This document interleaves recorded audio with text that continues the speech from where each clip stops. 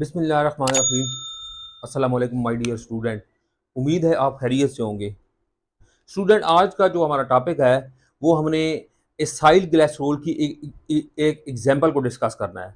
कल वाले लेक्चर में हमने एसाइल ग्लाइसरोल को डिस्कस किया था और उसमें हमने डिस्कस किया था कि एसाइल ग्लाइसरोल जो है वो एक एस्टर कंपाउंड है। और फिर हमने एस्टर आपको बताया था कि वो किसके रिएक्शन से, एसिड के रिएक्शन से और अल्कोहल के रिएक्शन से जो है वो प्रोड्यूस होता है।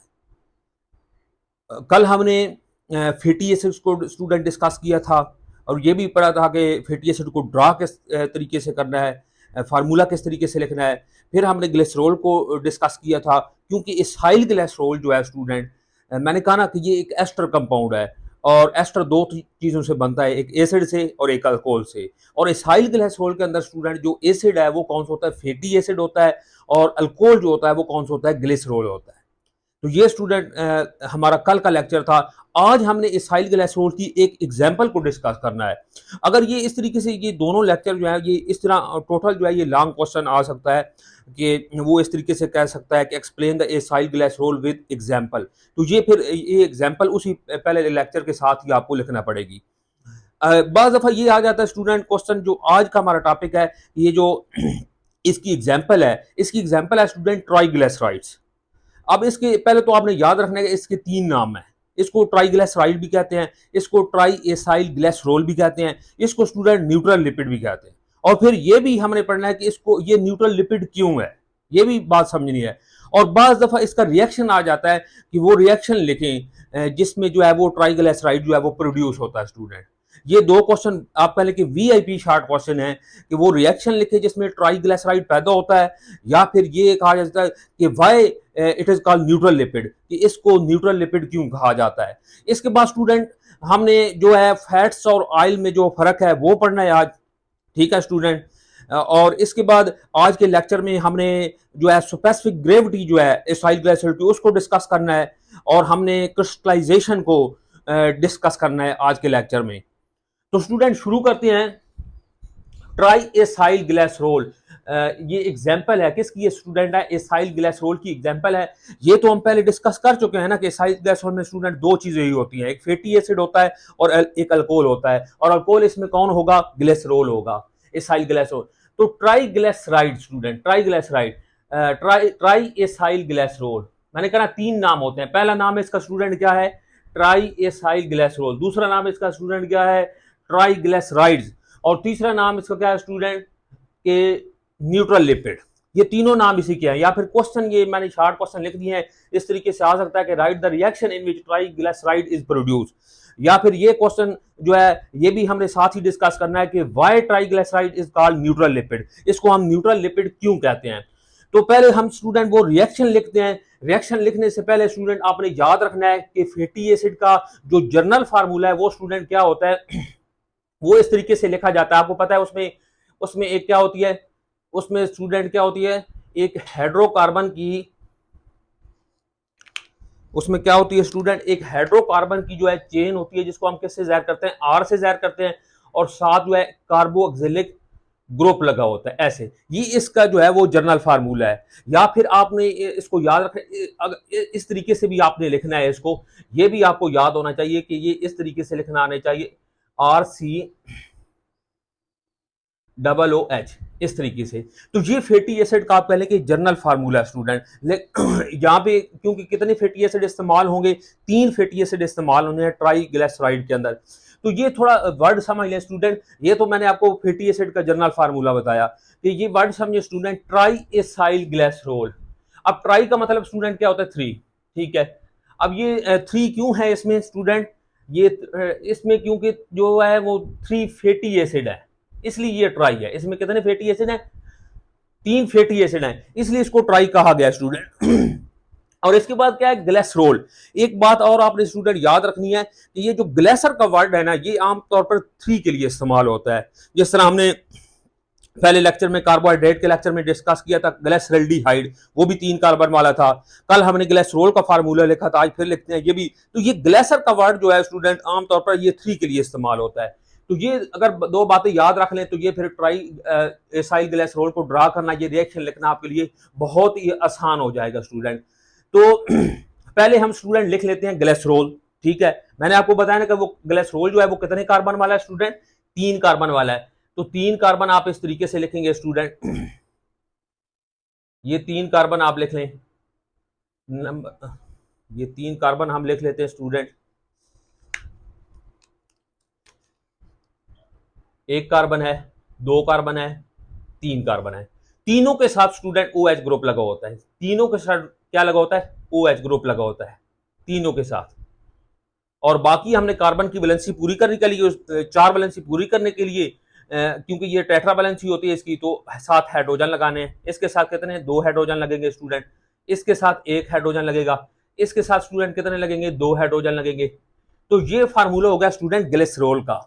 मैंने कहा ना कि ये ग्लिसर का जो वर्ड होता है आमतौर पर किसके लिए इस्तेमाल होता है, 3 के लिए। तो इसमें कितने कार्बन है स्टूडेंट, 3 कार्बन है, ये ग्लिसरॉल है।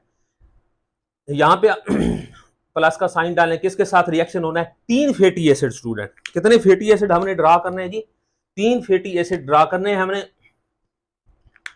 अब इसको इरेज कर दें, क्योंकि कितने ड्रा करने हैं हमने, 3 फैटी, ट्राई एसाइल ग्लिसरॉल है ना, तो कितने ड्रा करने हैं जी, 3 फैटी एसिड हमने ड्रा करने हैं। आप इस तरीके से ड्रा करेंगे, यहाँ पे ये मैंने कहा ना इस तरीके से भी आप इसको लिख सकते हैं, ऐसे डबल बॉन्ड O, और यहाँ पे आप लिखेंगे स्टूडेंट OH।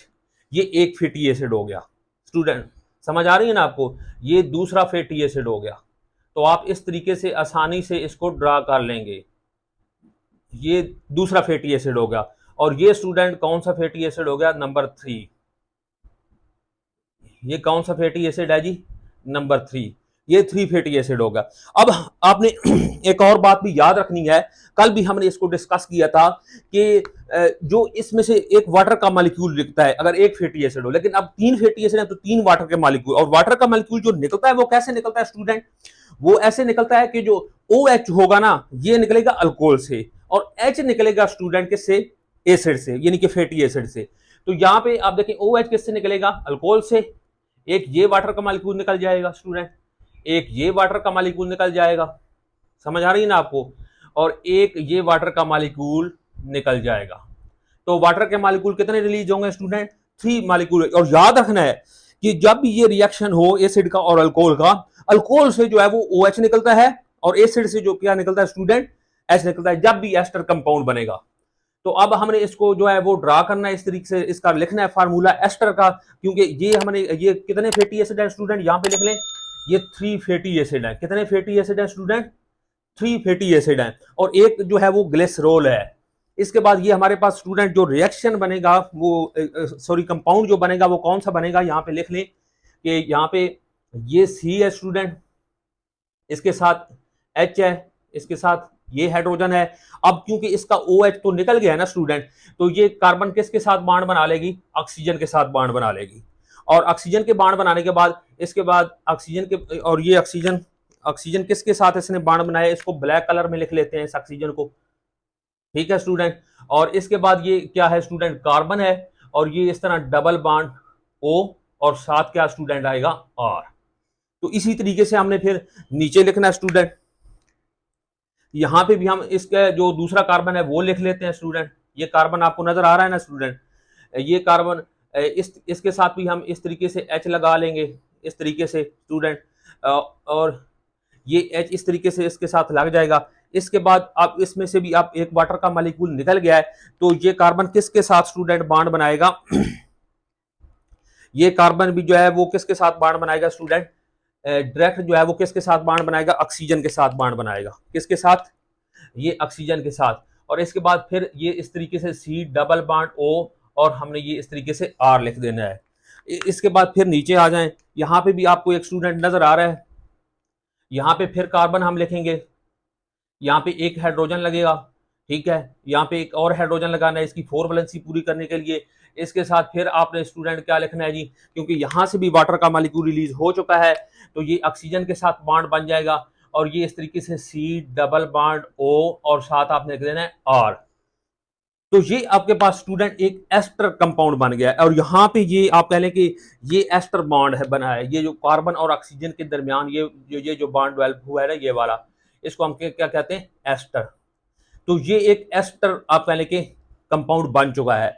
कैसे फैटी एसिड, कितने फैटी एसिड लिए ये ट्राइग्लिसराइड को स्टूडेंट ड्रा करने के लिए? 3 फैटी एसिड लिए, 1 ग्लिसरॉल लिया और रिएक्शन हुई, और वाटर के मॉलिक्यूल यहाँ पे स्टूडेंट कितने रिलीज हुए हैं? 3 वाटर के मॉलिक्यूल जो है वो रिलीज हुए हैं। तो उम्मीद है स्टूडेंट ये आप बहुत आसानी से ये जो है रिएक्शन जो है वो लिख सकते हैं। इसका डायरेक्ट फार्मूला भी आ जाता है बाज़ दफ़ा एस्टर का या ट्राइग्लिसराइड का या न्यूट्रल लिपिड का, कोई भी नाम दे रहे हैं। दूसरा जो हमारा इंपॉर्टेंट शार्ट क्वेश्चन है, अब हम उसको डिस्कस करते हैं कि why triglyceride is called neutral lipid, इसको हम न्यूट्रल लिपिड क्यों कहते हैं।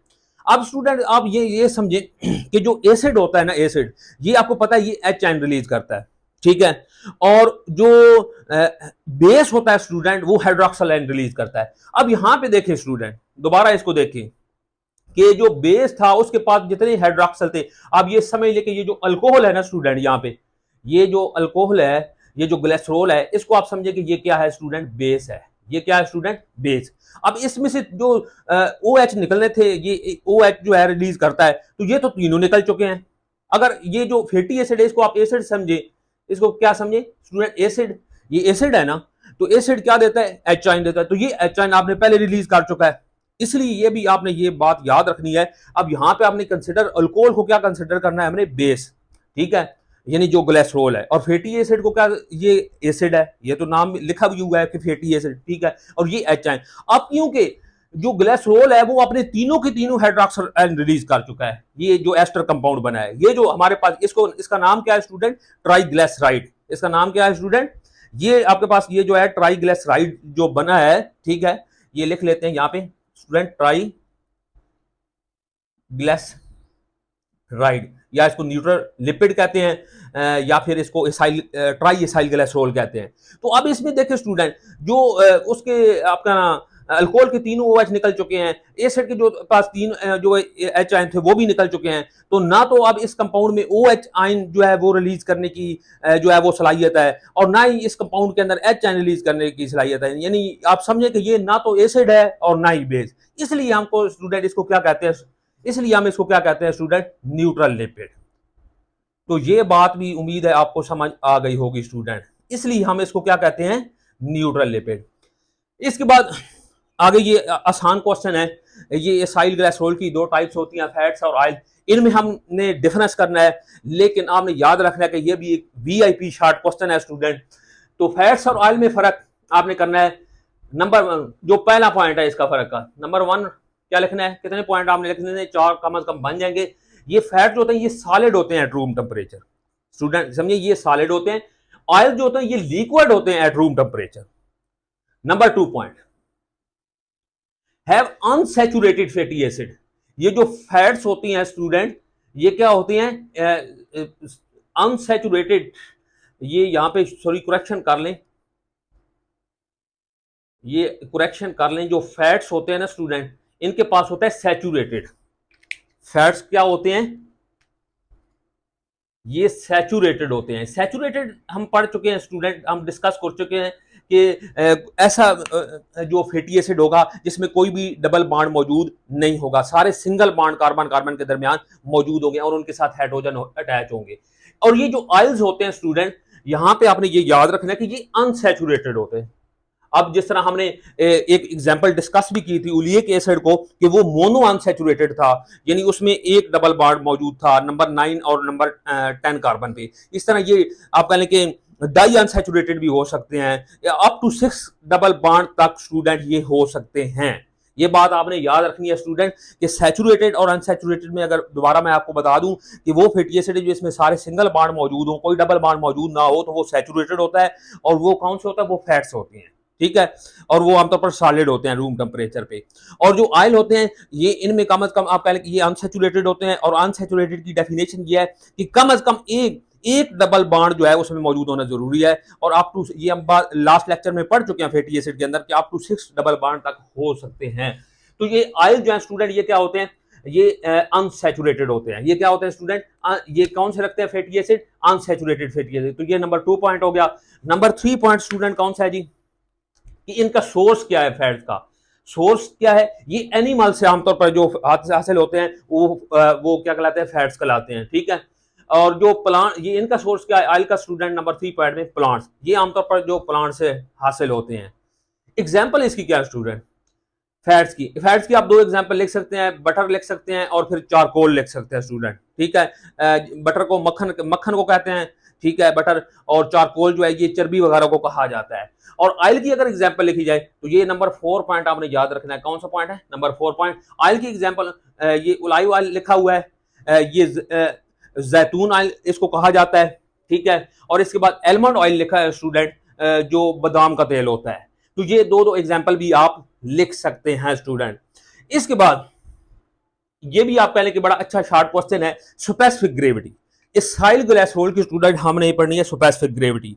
या फिर ये क्वेश्चन इस तरीके से भी पूछा जा सकता है कि ये जो ऑयल फैट्स वगैरह होते हैं, ये अगर इनको पानी के ऊपर आप इस तरह डालते हैं तो ये पानी की अपर सरफेस के ऊपर ऊपर ये तैरना शुरू कर देते हैं। तो ये क्यों तैरना शुरू कर देते हैं? ये क्वेश्चन पूछा जा सकता है आपसे, शॉर्ट क्वेश्चन। और ये किसके लिहाज से है? ये स्पेसिफिक, ये क्यों तैरते हैं पानी की सरफेस के ऊपर? ड्यू टू स्पेसिफिक ग्रेविटी की वजह से स्टूडेंट। तो ये बात आपने याद रखनी है कि कोई भी चीज जिसकी ग्रेविटी जो है वो पानी से कम है, जिसकी ग्रेविटी पानी से कम, और पानी की जो ग्रेविटी कितनी होती है स्टूडेंट? 1। अगर आप ये समझ लें कि कोई भी चीज जिसकी ग्रेविटी 1 से कम है वो पानी के ऊपर तैरना शुरू कर देगी। या दूसरे लफ्जों में आप ये समझ लें, ये आसान लफ्जों में, कि कोई भी चीज जो पानी से हल्की है, पानी से चीज हल्की है तो वो पानी के ऊपर तैरना शुरू कर देती है, ठीक है। तो ये बात आपने याद रखी कि ये जो फैट्स और ऑयल हैं ये पानी के ऊपर तैरना शुरू कर देते हैं। क्यों तैरना शुरू कर देते हैं? क्योंकि इनकी जो ग्रेविटी है स्टूडेंट, ये बात आप समझ चुके हैं कि इनकी 0.8 है। और मैंने आपको बताया कि जो भी कोई भी चीज जिसकी ग्रेविटी लेस देन 1 है स्टूडेंट, क्या याद रखना है स्टूडेंट आपने? Less than 1, less than 1। क्योंकि पानी की ग्रेविटी क्या होती है? स्पेसिफिक ग्रेविटी क्या होती है? 1, अबाउट 1 होती है। और कोई भी चीज जिसकी ग्रेविटी 1 से कम होगी वो पानी के ऊपर तैरना शुरू कर दे। तो ये भी शॉर्ट क्वेश्चन इंपॉर्टेंट है और उम्मीद है आपको समझ भी आ गया होगा। इसके बाद लास्ट पॉइंट आपने डिस्कस करना है क्रिस्टलाइजेशन वाला, कि they are not crystalline but some can be crystallise under specific condition. ये आप कहेंगे ये क्रिस्टलाइन नहीं है, क्योंकि आमतौर पर जो ठोस होता है इसकी दो शक्लें होती है, एक अमार्फस ठोस होता है और एक क्रिस्टलाइन ठोस होता है, ठीक है। जो अमार्फस ठोस होती है उसको आमतौर पर जो है वो क्रिस्टलाइन नहीं किया जा सकता, लेकिन अंडर स्पेसिफिक कंडीशन, बहुत दफा अंडर स्पेसिफिक कंडीशन जो है वो किया जा सकता है। तो यही पॉइंट आपने लिखना है कि दे आर नॉट क्रिस्टलाइन। अगर आपसे पूछा जाए एसाइल ग्लासरोल के मुतालिक, तो आपने क्या बताना है कि they are not crystalline but some can be crystalline under specific condition. तो स्टूडेंट उम्मीद है ये लेक्चर आपको समझ आ गया होगा। इंशाल्लाह हम मिलेंगे नेक्स्ट लेक्चर में। आज के लिए इतना ही। अल्लाह हाफ़िज़।